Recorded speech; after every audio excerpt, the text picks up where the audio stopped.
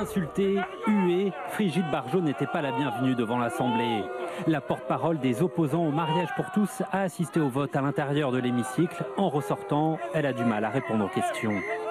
La loi est votée, voilà le résultat. Je ne peux même pas répondre. Je crois que c'est maintenant que la violence va commencer. Voilà. Tout autour de l'Assemblée, les forces de l'ordre ont été déployées en nombre avec 10 compagnies de CRS. Ils bloquent les accès devant l'Assemblée nationale comme devant l'Élysée. Un déploiement de force pour encadrer la manifestation des opposants au mariage pour tous. Pour eux, la loi peut encore être annulée ou censurée.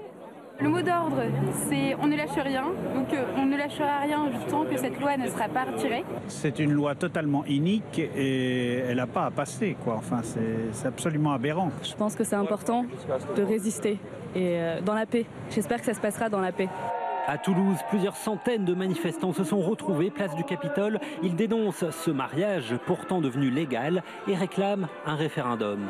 Et on a encore l'espoir que le gouvernement nous écoute et retire ce projet de loi. On est dans une situation où on ne peut plus vraiment se parler. Il y a la division dans les familles. En Vendée, plusieurs rassemblements ont été organisés. Ici à Montaigu, pour faire passer le goût de la défaite, les opposants boivent une grenadine. Ces familles refusent surtout l'adoption d'enfants par des couples homosexuels. Chaque enfant a droit à un papa et une maman parce que c'est la nature tout simplement et qu'il a besoin d'eux et de les connaître et de vivre avec eux pour se construire. À Paris comme en région, d'autres rassemblements sont prévus ce soir et dans les prochains jours avant la grande manifestation organisée le 26 mai. Ce qui nous amène à notre question du jour, mariage pour tous, cette loi est-elle un progrès pour la France? Eh bien, vous répondez non à 66%, 34% de oui. Vous êtes déjà près de 60 000 à avoir répondu et vous pouvez continuer à voter sur notre site M6 Info. Réponse définitive demain dans le 12 45.